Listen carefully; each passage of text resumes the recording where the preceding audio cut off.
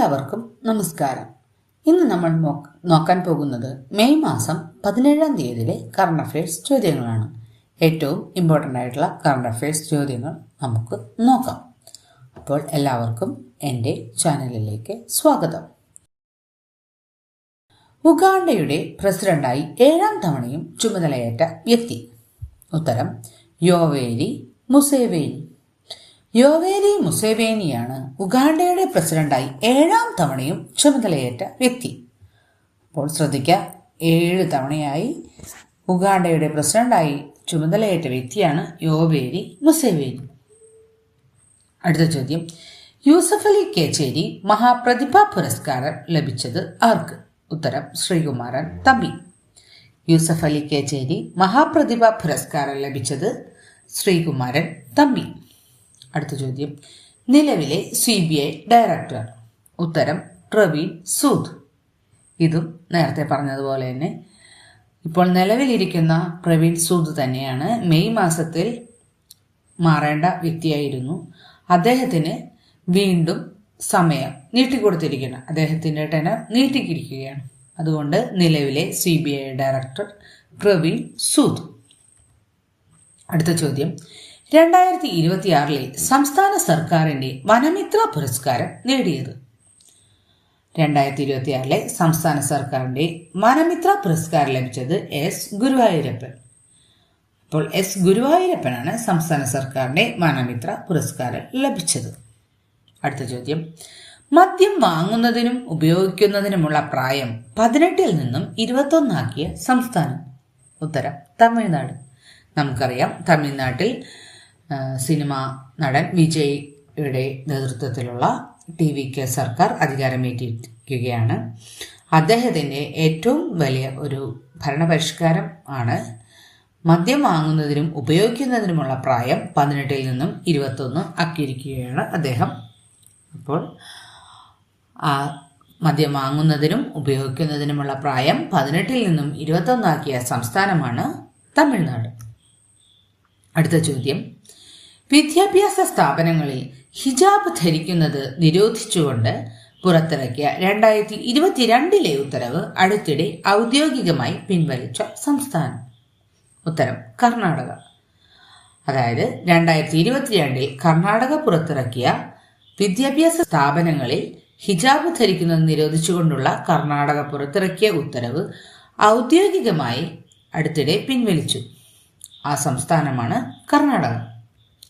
അടുത്ത ചോദ്യം, മാതൃഭാഷയിൽ വിദ്യാഭ്യാസം എന്നത് ഭരണഘടനയുടെ ഏത് അനുച്ഛേദപ്രകാരം മൗലികാവകാശത്തിന്റെ പരിധിയിൽ വരുമെന്നാണ് 2026 മെയ് മാസത്തിൽ സുപ്രീം കോടതി നിരീക്ഷിച്ചത്? ഉത്തരം അനുച്ഛേദം 19(1)(a). മാതൃഭാഷയിൽ വിദ്യാഭ്യാസം എന്നത് ഭരണഘടനയുടെ ഏത് അനുച്ഛേദ പ്രകാരമാണ് മൗലികാവകാശത്തിന്റെ പരിധിയിൽ വരുമെന്നാണ് സുപ്രീം കോടതി നിരീക്ഷിച്ചത്? അനുച്ഛേദം 19(1)(a). അപ്പോൾ മാതൃഭാഷയിൽ വിദ്യാഭ്യാസം എന്നത് ഭരണഘടന മൗലികാവകാശമായി സുപ്രീം കോടതി വിധിച്ചിരിക്കുകയാണ്.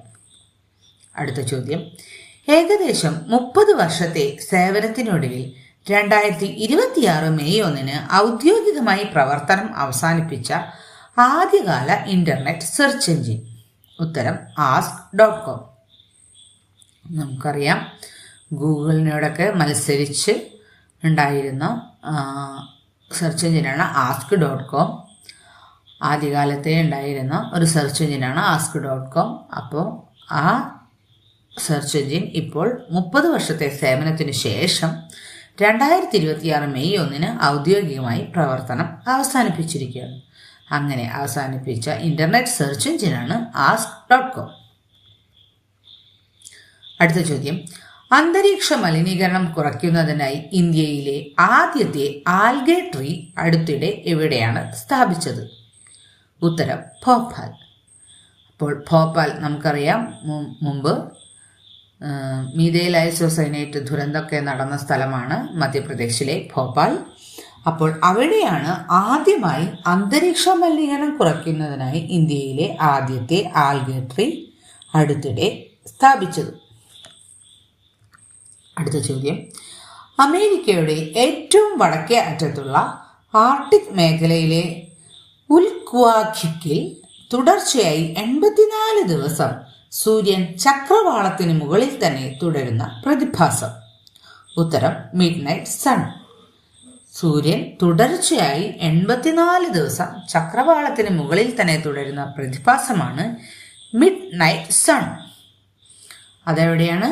അമേരിക്കയുടെ ഏറ്റവും വടക്കേ അറ്റത്തുള്ള ആർട്ടിക് മേഖലയിലെ ഉൽക്വാഖിക്കിൽ ആണ് ഈ മിഡ് നൈറ്റ് സൺ എന്ന പ്രതിഭാസം തുടരുന്നത്. അടുത്ത ചോദ്യം, ഇന്ത്യയുടെ മുഖ്യ സാമ്പത്തിക ഉപദേഷ്ടാവായി നിയമിതനായത്? നേരത്തെ പറഞ്ഞതുപോലെ തന്നെ CBI ഡയറക്ടറിന്റെ ഇത് പറഞ്ഞതുപോലെ തന്നെ ഇദ്ദേഹവും നിലവിൽ ഇന്ത്യയുടെ മുഖ്യ സാമ്പത്തിക ഉപദേഷ്ടാവായി ഇരിക്കുന്ന ആൾ തന്നെയാണ്. അദ്ദേഹത്തിൻ്റെ കാലഘട്ടം അല്ലെങ്കിൽ കാലയളവ് നീട്ടിക്കൊടുത്തിരിക്കുകയാണ്. അപ്പോൾ ഇന്ത്യയുടെ മുഖ്യ സാമ്പത്തിക ഉപദേഷ്ടാവ് ഡോക്ടർ V. അനന്ത നാഗേശ്വർ. ഇത്രയുമാണ് ഇന്നത്തെ കറണ്ട് അഫയേഴ്സിലെ ഇമ്പോർട്ടൻ്റ് ആയിട്ടുള്ള ചോദ്യങ്ങൾ. അപ്പോൾ എല്ലാവരും കൃത്യമായി നമ്മളുടെ ഈ 10ൽ താഴെയുള്ള ചോദ്യങ്ങളാണ് നമ്മൾ എല്ലാ ദിവസവും കറണ്ട് അഫയേഴ്സിൽ ഉൾപ്പെടുത്തുന്നത്. അതായത് ഓരോ ദിവസവും ഇമ്പോർട്ടൻ്റ് ആണെന്ന് തോന്നുന്നത് മാത്രമാണ് നമ്മളിവിടെ ഉൾപ്പെടുത്തുന്നത്. അത് കൃത്യമായി പഠിക്കാനായി ശ്രമിക്കുക. എഴുതിയെടുക്കേണ്ടവർ എഴുതിയെടുത്തോ, അതോ കേട്ട് പഠിക്കേണ്ടവർ വീണ്ടും വീണ്ടും കേട്ട് പഠിക്കുകയോ ചെയ്യുക. അപ്പോൾ നമ്മുടെ ചാനൽ ഇഷ്ടപ്പെടുകയാണെങ്കിൽ സബ്സ്ക്രൈബ് ചെയ്യുക. ഇതുവരെ സബ്സ്ക്രൈബ് ചെയ്യാത്തവർ സബ്സ്ക്രൈബ് ചെയ്യുക. ഇഷ്ടപ്പെട്ടെങ്കിൽ ലൈക്ക് ചെയ്യുക, ഷെയർ ചെയ്യുക. Okay, thank you.